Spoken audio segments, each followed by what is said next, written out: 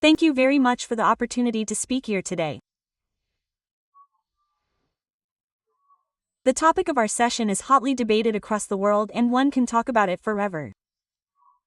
So I will try to keep my remarks brief. I will focus mostly on what we expect the effects to be on other countries, smaller countries like Korea. And then I hope we have room to take questions and have a discussion. So first let me follow up on some of the comments that Wendy made to stress how this round of trade tensions is very different from the previous one. So Trump 2.0 is very different from Trump 1.0. In the previous round, as it turned out, many countries fared well in the aftermath of the trade war. So despite the fact that tariffs were imposed and these tariffs in the US were highly relative to what had been practiced in the past, research shows that actually many countries benefited from tariffs in terms of their exports, and actually Korea was one of the countries that benefited, and I should stress in terms of export performance. This is one metric. This is not a statement about general well-being, economic well-being, or welfare. Why did they fare well? Because global supply chains adjusted very quickly. Many countries managed to adjust their operations so that they could bypass China, go through other countries.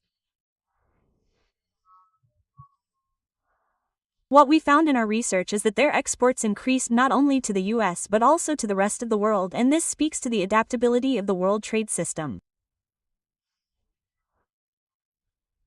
I should also emphasize that all these countries were countries that were already integrated in the global supply chain system.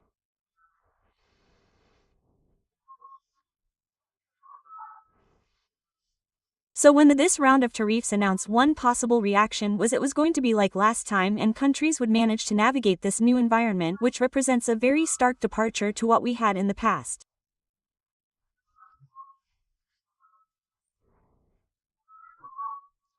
So I would like to argue that this is unlikely for a number of reasons, and when they already pointed out some important differences, I would like to stress some of them once more and add some other ones. The first is that these tariffs are substantially larger, or at least the tariffs that were announced are substantially larger than the tariffs of the previous round.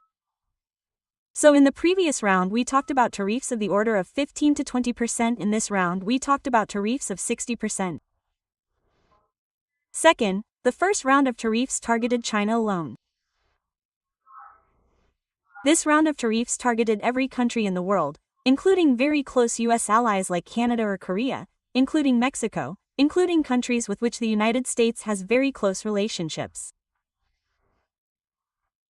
And in fact, as it turns out, if you were very closely aligned to the US, you were hit harder than countries that had more distance to the US. Third, if you study the US trade policy, the current US trade policy, it's very hard to figure out what the objectives are. The current administration has never articulated a clear vision of what they are trying to achieve. One may agree or disagree with the goals, but one needs to know first what these goals are. And so, for instance, some of the goals that have been suggested are reshoring manufacturing to the US, bringing industry back to the US.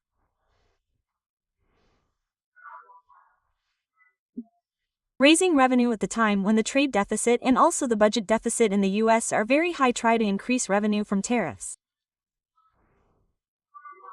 A third one is eliminating the trade deficit, and finally another one is disciplining other countries.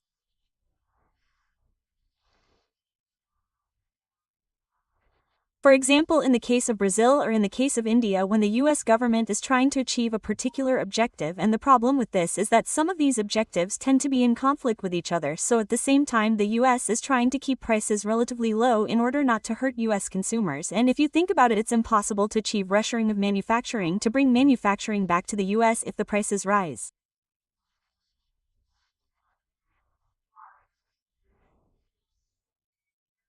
The reason US consumers would switch from foreign goods to US goods are because presumably the foreign goods are more expensive, and they would be more expensive because of the tariffs. So you cannot achieve all at once, and it's this inconsistency that makes it very hard to figure out how to respond to the STES, what the objective is and what the best adjustment strategy is. And finally, last but not least, another feature of this round of trade policy is that the tariffs that have been announced on April 2nd on Liberation Day were not the final tariffs. So many parts of the Trump administration made it very clear that this is just a start in the negotiation process. And in fact, we've seen constant negotiation bilateral agreements, and as a result these tariffs often were not implemented, or the actual tariffs that now countries have agreed on are substantially lower. So on one hand one may say this is a good development because the initial tariffs were not implemented. On the other hand, it makes very clear that we're in a constant negotiation, that you cannot take anything as given, that everything is going to be renegotiated, and this speaks to a general change we see in recent US trade policy. We have transitioned from a rules-based system to a power-based system, and so the US is currently exercising its power.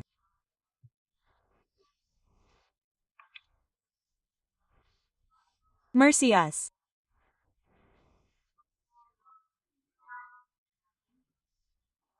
All would be fine if we had again a very clear view of what the US interests are, because then smaller countries could find a way to adjust, but the problem is we don't even have at this point a clearly articulated vision of what the US is trying to achieve. So my point here is that all this makes it very clear for countries.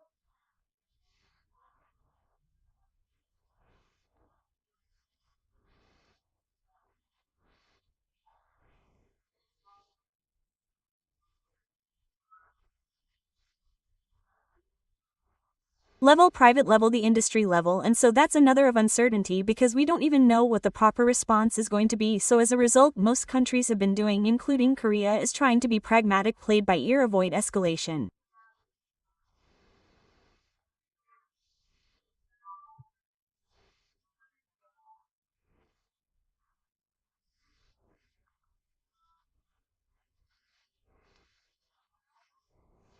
Run, in my opinion, rational strategy in the long run is try to gradually decouple from the US. Reduce dependency. As I said earlier, one lesson from what was announced on April 2nd was if you were very closely tied to the US, you are actually hit harder from the US point of view, and a US citizen, this is a huge loss.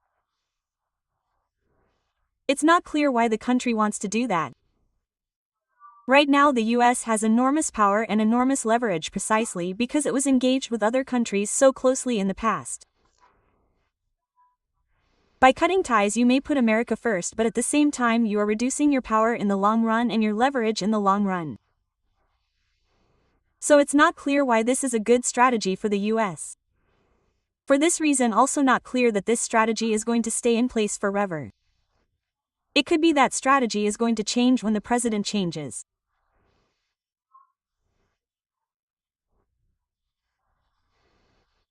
But once again my conclusion is, and I will stop here, that we live in at a time of extreme uncertainty, what many call uncertainty in the sense that we have no idea what is likely to happen in the next few years, and that makes the effects of these changes hard to predict. But